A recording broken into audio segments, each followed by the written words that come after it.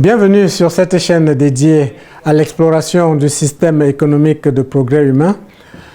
Je suis Siméon Fongang, docteur en économie, spécialiste d'analyse économique et spécialiste également de politique économique. La présentation va porter sur le thème de sortir les individus de la pauvreté en Afrique et ce sera centré sur le secteur primaire. Rappelons que sortir les individus de la pauvreté signifie les enclencher pour eux le processus d'enrichissement. Et qu'est-ce qu'on entend par là? C'est le processus qui consiste à permettre aux individus d'avoir de l'argent, de transformer cet argent en d'autres actifs tels que les actifs réels comme les maisons, les véhicules par exemple et d'autres. Et tout ce qui peut être utilisé comme bien durable de consommation, mais aussi de les transformer en actifs financiers sur les bourses, sur les marchés boursiers.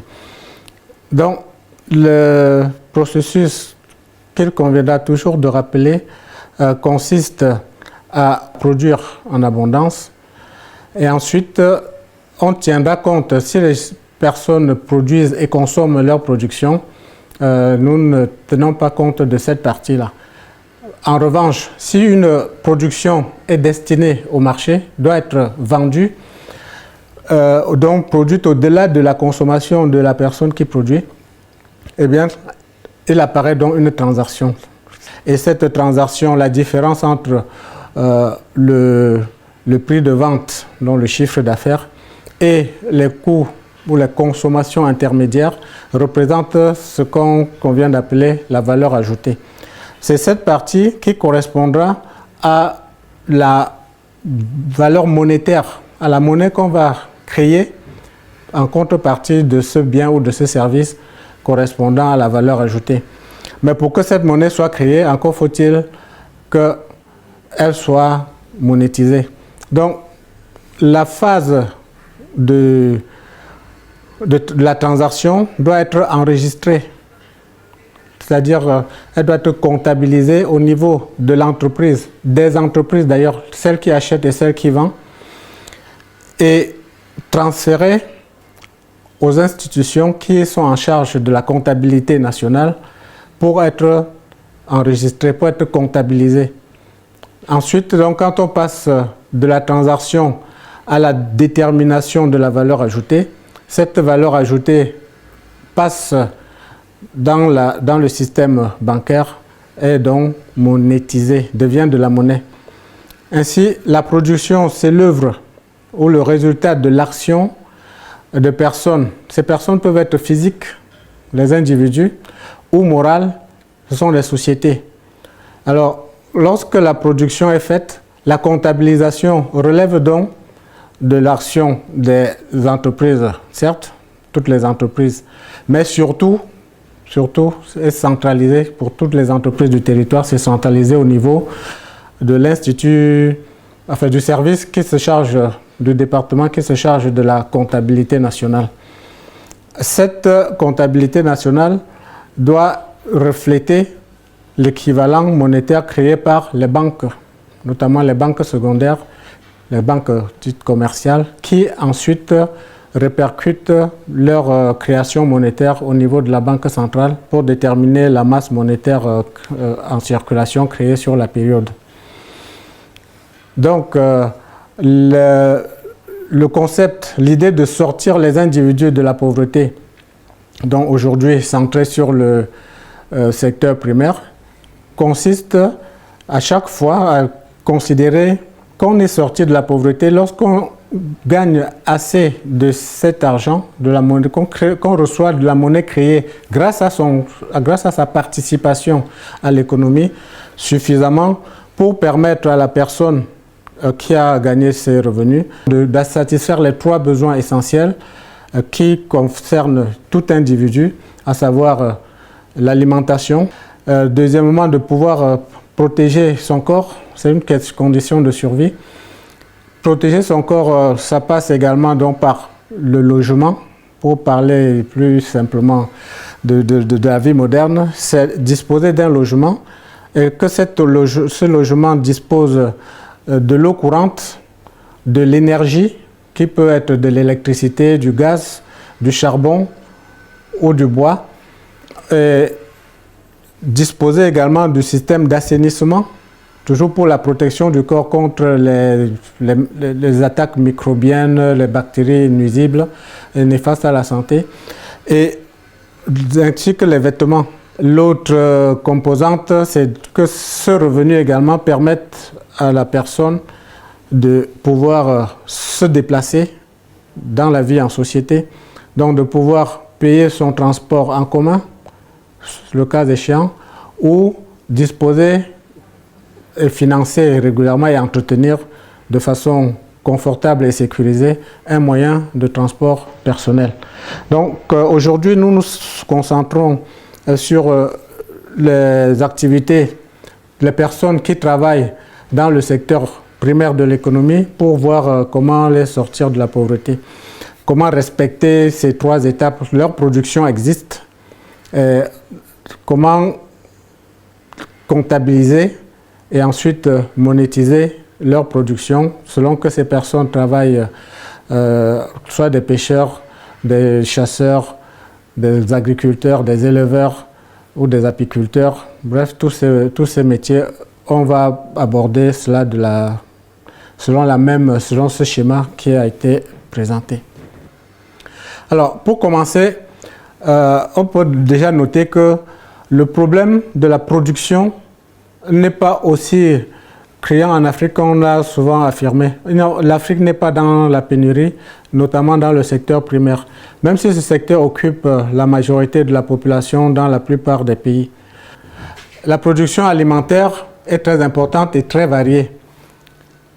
Et ce, d'autant plus que ce domaine occupe la majorité de la population. Tous ces légumes, ces fruits, très variés sur des marchés bien achalandés, ces bestiaux, c'est tous ces troupeaux, ces poissons très variés et en abondance que ramènent les pêcheurs, les épices toujours variées, ainsi que le gibier si abondant que les chasseurs ramènent pour la consommation, le miel produit par des apiculteurs ou tout simplement relevant des productions individuelles non contrôlées, contribuant ainsi à un tissu économique local complexe et dynamique. Pourtant, la persistance de la pauvreté en Afrique, la pauvreté monétaire s'entend, chez les populations rurales s'explique notamment par l'absence de mécanismes permettant de valoriser en termes financiers l'ensemble de cette production. Dans le monde rural, les populations vivent de leur propre production et n'ont accès à la monnaie qu'à travers les flux provenant des villes, de la diaspora ou des touristes. Mais quant à la création monétaire propre à la région en contrepartie de leur production telle qu'on l'a mentionné dans le schéma, cela n'est pas encore fait et c'est l'objet de la présentation actuelle. Et c'est pour cela que nous allons pas à pas essayer de montrer comment on peut engager ce processus de comptabilisation et ensuite sa monétisation pour avoir une économie rurale ou du secteur primaire, quelle que soit la zone de résidence, où les personnes finissent par avoir un revenu suffisant pour satisfaire au moins les besoins essentiels et donc sortir de la pauvreté. La proposition dans le système économique de progrès humain va consister à créer dans les pays africains ce qu'il convient d'appeler des unités de collecte, de comptabilisation, de commercialisation et de conservation des produits alimentaires. On pourra simplifier en disant des U4C. Ces U4C auront vocation à avoir pour principe de base la comptabilisation de la valeur marchande de toutes les productions alimentaires destinées au marché, quelle qu'en soit la nature. Qu'il s'agisse de fruits et légumes, de féculents, de céréales ou de produits animaliers, leur cession par le producteur à titre onéreux doit être comptabilisée au profit du producteur concerné. À cet égard, en tout point du territoire où l'on dégage une production alimentaire commercialisable, il conviendra de créer des U4C où seront livrés les produits bruts locaux destinés au marché. Les U4C auront pour finalité la création de monnaie racine en contrepartie des productions alimentaires, dont agricole, pêche, élevage, chasse, apiculture ou pisciculture, qui sont vendus sur des marchés libres. Des plantations de cultures vivrières, de l'élevage divers et variés. Ces U4C pourront s'accompagner de points de collecte des produits dès la plantation. Pour éviter de transport compliqué, on peut imaginer, par exemple, avoir un point de collecte défini, par exemple, le long de la voie d'accès aux plantations, à l'instar d'un arrêt bus ou d'un abri de jardin, où l'on mettrait tout ce qui va vers le U4C dès la bordure de la plantation, pour stocker de façon sécurisée ce que le planteur aura réalisé comme production. La production de chaque acteur économique est alors mesurée au lieu de production, qui peut être le champ pour les cultures vivrières ou l'enclos pour les produits animaliers, et embarquée vers l'U4C du secteur. En somme, il s'agit de passer des pratiques appauvrissantes actuelles des producteurs du secteur primaire vers une monétisation de leur production permettant de renforcer leur pouvoir d'achat, permettant l'accumulation monétaire qui aboutirait à une diversification de l'économie et à un enrichissement croissant de tous les individus. Les unités de collecte, comptabilisation, commercialisation et conservation des produits alimentaires sont des lieux physiques, donc des bâtiments construits à cette fin, exactement comme des hypermarchés, et auront pour fonction d'être des lieux mis en place à l'initiative des producteurs d'une zone ou d'une aire géographique qu'ils auront eux-mêmes déterminée. Et d'un point de vue du statut juridique, il pourrait s'agir idéalement d'une société de droit privé dont le noyau dur des actionnaires serait constitué des producteurs de la zone retenue. Toutefois, leur création par d'autres capitaux privés serait tout à fait concevable aussi. Concrètement, chaque U4C aura le fonctionnement précis suivant, selon ces étapes. La première étape concerne la collecte et la comptabilisation.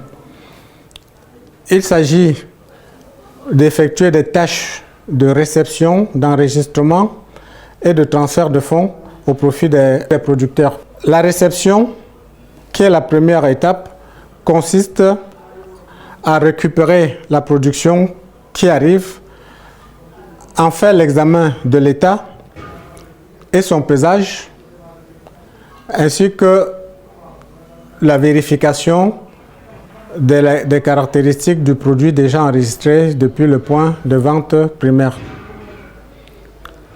On voit ainsi arriver à l'U4C, par exemple, dans une charrette des produits actuels, sachant que plus tard, avec des revenus croissants, désormais, ils pourront acquérir des moyens plus rapides et moins coûteux, ainsi, et plus tard, par exemple, conjuguer leurs efforts pour avoir un camion de collecte pour tous.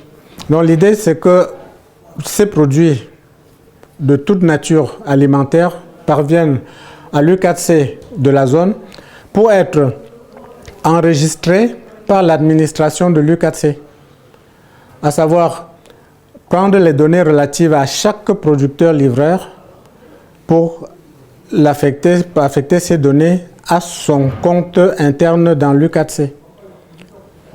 Donc l'enregistrement consiste à prendre ce que chaque producteur a apporté en livraison et à lui imputer cela sur son compte tenu par l'U4C de rattachement. Après, il y a la remise d'un reçu ou d'un bordereau attestant des informations sur la production livrée, c'est-à-dire la nature, qu'est-ce qu'on a livré aujourd'hui.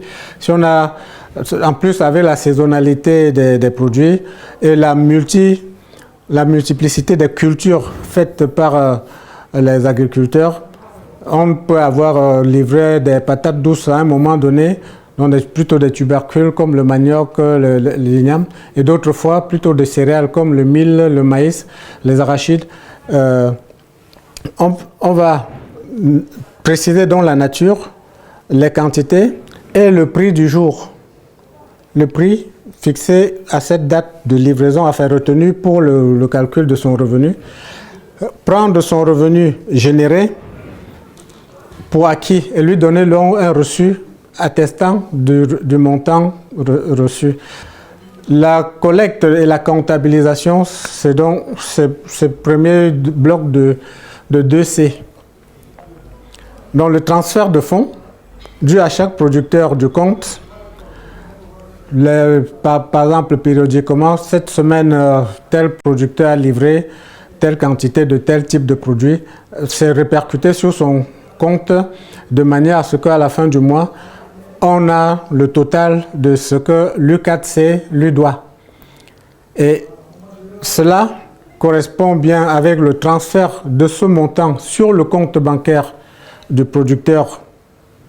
Donc son compte à l'U4C transfère le montant dû sur son compte bancaire dans la banque du bénéficiaire. Cela correspond à la véritable création monétaire racine. On a ainsi la mise à disposition de la monnaie racine créée au niveau des banques secondaires et commerciales, de manière à ce que le bénéficiaire peut désormais gérer son compte bancaire avec les montants reçus de ses revenus, des revenus tirés des produits de son activité, de manière à lui permettre d'utiliser une carte bancaire pour le paiement, d'effectuer des virements, d'effectuer une mise en réserve en termes d'épargne, bref, de fonctionner selon un système moderne de l'économie et permettant également désormais aux États africains d'avoir une traçabilité pour pouvoir fixer et prélever des impôts qui permettront cette fois-ci de renforcer les États. Voilà une des sources de prélèvement de monnaie racine localement créée, et ça, il y a de quoi les créer puisque toute la quantité des productions qui jusqu'à présent n'ont été ni comptabilisées ni monétisées pourront désormais fournir assez de ressources correspondant aux richesses ainsi créées et qui sont souvent perdues. Les deux autres C de l'U4C, les deux autres C concernent la commercialisation et la conservation. Donc, parmi les 4 fonctions de l'U4C, on va voir que la commercialisation et la conservation consistent à ventiler les produits. Une fois la collecte et la comptabilisation effectuées, la commercialisation et la conservation se fait maintenant en interne. Le producteur n'est plus là. Ça consiste en interne à effectuer la ventilation des produits en secteur de fruits, de légumes, de noix, de poissons, de gibier, etc. Donc dans le grand ensemble immobilier qu'on a défini comme lieu de 4C, on va éclater, donc ventiler par secteur à l'intérieur de ce bâtiment, et au niveau de chaque secteur, effectuer un éclatement de chaque produit en effectuant une séparation du produit principal recherché de ses produits fatals. Non. En économie, on parle, ou en comptabilité nationale, on parle de produit fatal lorsque, en recherchant un produit spécifique, on réalise, même sans le vouloir, la production d'un autre bien. Donc l'éclatement de chaque produit va consister à séparer le produit principal de ses produits fatals. Le traitement interne primaire commence. Si on a reçu des produits, par exemple en l'état sale, on va envisager des activités internes telles que le nettoyage de ces produits, l'épluchage, pour avoir une chaîne où que ce soit le manioc, l'igname et d'autres produits, qu'on puisse faire l'épluchage, bref, éclater le produit comme on l'a dit précédemment et le traiter. L'aspect commercialisation apparaît donc ici, c'est la mise en vente locale à des professionnels uniquement. Donc dans l'U4C, la commercialisation se fait uniquement à des revendeurs agréés. Donc ce n'est pas pour déstructurer la manière de fonctionner actuellement en Afrique. On maintient les cultures, mais on adapte aux principes économiques. Donc cette façon de procéder, par exemple, constitue une adaptation africaine des activités de comptabilisation qui, sous d'autres cieux, se font sans prendre les précautions qu'on est en train de prendre en tenant compte de la culture et des pratiques. Les marchés sont parfois des lieux de socialisation en Afrique où les gens se donnent des nouvelles, se demandent des nouvelles. Et donc, prendre par exemple l'idée de copier ce qui se fait en Occident en disant ça part de là vers les supermarchés où les gens viennent se servir tout simplement, c'est oublier cette dimension qui est propre à nos cultures. L'aspect commercialisation permet à tous de venir s'approvisionner avec ou sans commande préalable. Le dernier concerne la conservation. La conservation ici répond à un besoin de garantie, autrement dit de limiter les pertes. Lorsque des bananes pourrissent, des mangues pourrissent, ou encore des produits autres chez les agriculteurs, chez des paysans qui n'ont pas les moyens de faire autrement que de voir ces produits dépérir, cela menace notre sécurité alimentaire et pousse à courir encore après de la monnaie blanche pour pouvoir financer en devise les importations. Donc l'idée ici, la conservation, ça prend 3 directions, à savoir la chambre froide tout simplement, on conserve en l'état. C'est ce que savent très bien faire les supermarchés, de manière à ce qu'on ait des produits frais en toute saison. L'autre, ça consiste en la congélation. Nous sommes dans l'U4C où on peut avoir la congélation de produits bruts. Ça peut être des produits alimentaires bruts, de la viande. J'ai beaucoup pris des exemples sur les fruits et légumes, mais n'oublions pas que la viande, que ce soit de l'élevage ou du gibier provenant de la chasse, peuvent également être conservés par le froid, donc par la congélation. L'autre aspect, c'est la déshydratation, autrement dit le chauffage, le séchage des produits en interne pour les conserver en l'état, mais déshydratés. On peut avoir tout à fait de manioc déshydraté, de la viande déshydratée, donc séchée. La conséquence directe et palpable de la création des U4C, tel qu'on l'a vu avec les 4 étapes, collecte, comptabilisation, commercialisation et conservation, implique des recrutements massifs, et ce, sur chaque point d'implantation sur le territoire national. Les U4C sont à proximité des producteurs.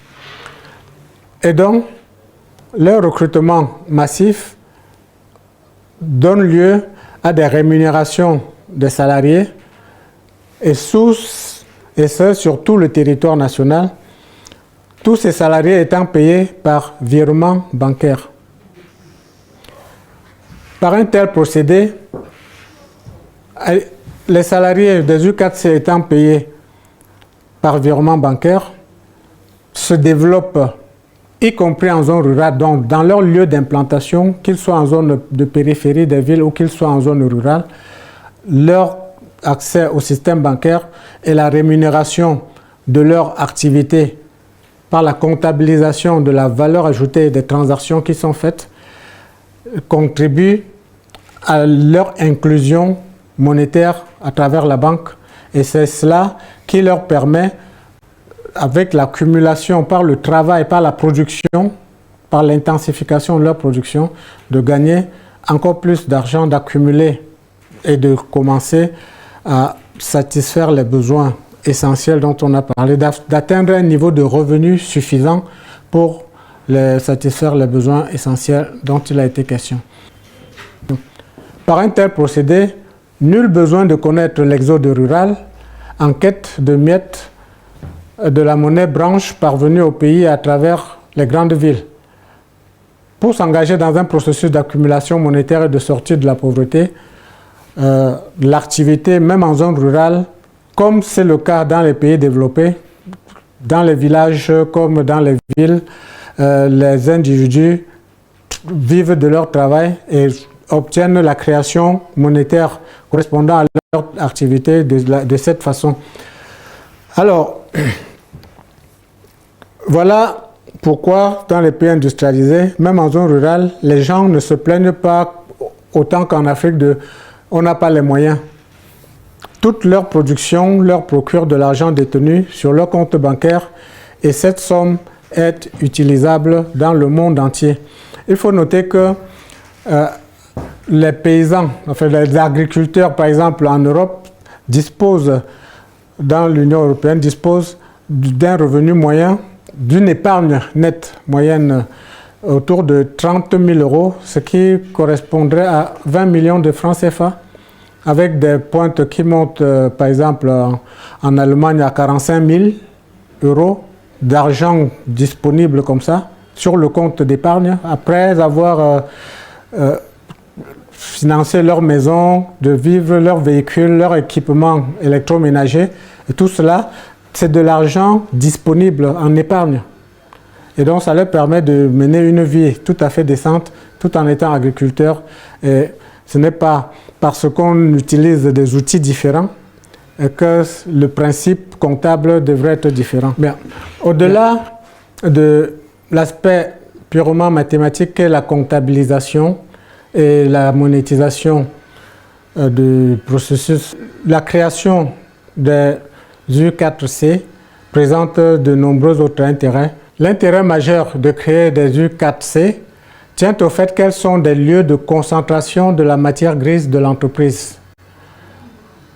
Qu'il s'agisse de la comptabilité et de la gestion, donc de la gestion des ressources humaines, des managements divers, des négociations en commerce international, du droit et des démarches administratives, tout cela se retrouve, toutes ces compétences qualifiées se retrouvent dans les U4C, mises au service des producteurs locaux.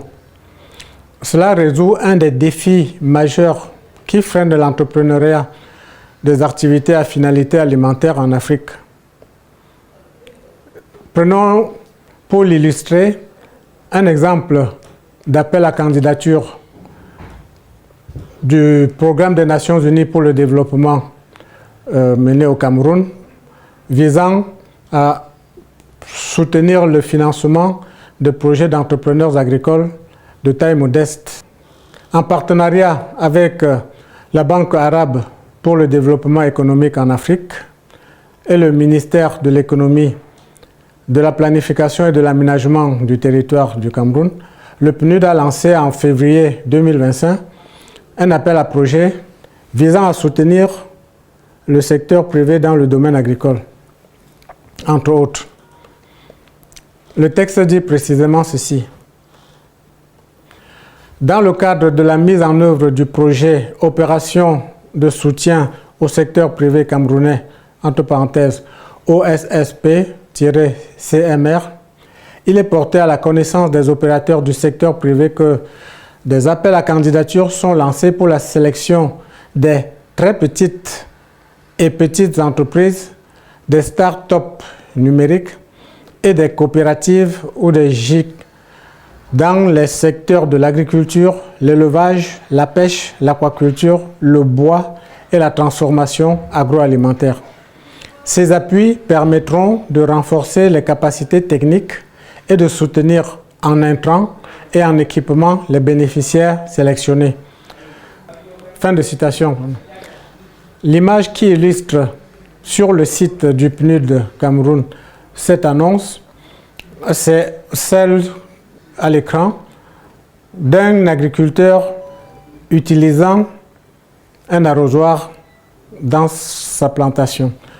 Or, attribuer ou accorder un financement à un agriculteur qui, sur la seule base de sa capacité à produire ou encore du critère de la possession d'une parcelle de terrain, ne semble pas suffisant dans le monde moderne pour progresser et permettre à une personne de sortir durablement de la pauvreté, comme on s'efforce de le montrer à travers les U4C. Notamment, le succès et la viabilité dans le temps de ce type de soutien au secteur privé risquent de se trouver vite limités par d'autres insuffisances du producteur. En effet, le succès d'une telle opération ne tient pas uniquement à l'accès aux moyens, tels que le financement et la terre. On attend de tout entrepreneur que soient correctement assurées ses tâches de qualification professionnelle, certes, mais également celles de comptabilité, de gestion des stocks, des relations avec les administrations, des techniques de communication, de marketing, de négociations avec les banques, etc. Voilà autant de compétences attendues d'une personne à qui l'on confie des fonds au seul motif qu'elle possède une parcelle de terrain et sait se servir d'outils agricoles rudimentaires alors qu'elle ne les a pas, dans la plupart des cas. Elle n'a pas ces compétences attendues. En revanche, dans les cas des U4C, les producteurs locaux associés à chaque U4C pourront se consacrer à leur tâche principale de production et c'est l'U4C qui assurera les autres tâches dans leur intérêt, telles que les tâches administratives, techniques, juridiques, les logistiques pour limiter les pertes, de commercialisation pour trouver de nouveaux marchés et notamment assurer la compétitivité de leurs produits et leur préservation, ainsi que la gestion des stocks, notamment avec la mise en réseau Internet ou sur des plateformes de la gestion de stock des produits en temps réel. Le processus ainsi décrit permettra de renforcer la sécurité alimentaire grâce à la limitation des pertes par avarie de produits, une conservation accrue des stocks alimentaires, la disponibilité et la fiabilité de l'information sur ces stocks et leur répartition sur le territoire national. Le mécanisme d'enrichissement nécessite de produire en abondance, mais lorsque cette production est vendue, que la valeur ajoutée issue des transactions soit comptabilisée et notifiée notamment au secteur bancaire pour être monétisée au profit du producteur. Qu'est-ce que cela implique comme recommandation? Eh bien, dès lors que les revenus tirés des activités des ménages doivent être déposés sur leur compte bancaire, la généralisation de l'ouverture des comptes bancaires pour tous les individus devient un impératif. Au niveau des ménages, chaque individu doit être titulaire d'au moins un compte bancaire personnel. C'est un tel compte qui doit recevoir son produit de la vente pour les producteurs ou les revenus pour les salariés. La domiciliation des revenus permettra de développer plus intensément les produits d'épargne qui, à leur tour, seront autant de liquidités disponibles pour l'investissement, soit pour l'expansion des entreprises, soit pour la création de nouvelles entreprises. Par ailleurs, le crédit bancaire à la consommation pourra se développer, ainsi que les prêts pour l'acquisition d'actifs immobiliers qui pourront se développer partout, quelle que soit la zone de résidence. En somme, il sera désormais, avec les U4C, possible de profiter de la dynamique ainsi enclenchée de monétisation des productions à la suite de leur comptabilisation pour permettre à tous les individus, quel que soit leur lieu de résidence, de se développer sans la nécessité d'aller nécessairement en centre urbain pour disposer d'un compte bancaire et des commodités qui vont avec le processus d'enrichissement. Je vous remercie pour votre attention. Nous aborderons à la suite de cette vidéo la manière de sortir les individus de la pauvreté dans le secteur secondaire qui nécessitera d'autres mécanismes se présenter dans le secteur primaire. À bientôt.